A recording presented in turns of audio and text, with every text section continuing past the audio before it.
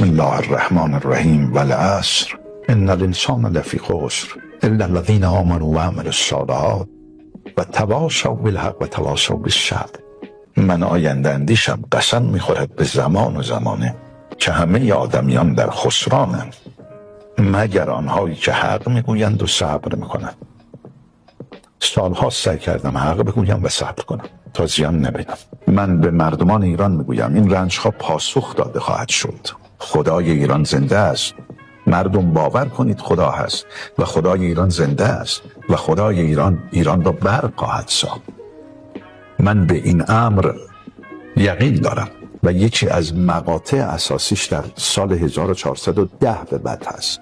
یکی از مقاطع اساسیش قبل از اون 407 و بعد از اون مقاطع دیگر رو مشخص خواهم کرد که برای من تا حدودی چند مقطع دیگرش هم مشخصه، ولی به قولی که گفتم وقتش نیست، الان وقتش نیست بگم. لذا مردم ایران امیدوار باشید. مردمان ما حق دارند نیک زندگی کنند.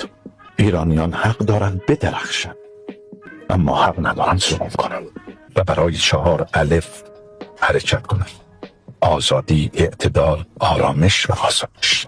امید دارم خدای منان، خدای ایران زمین که همان خدای احد و واحد است، مردم ایران رو دوباره بیدارتر از گذشته بسازه. ایران نیازمند این حرکت بنیادی.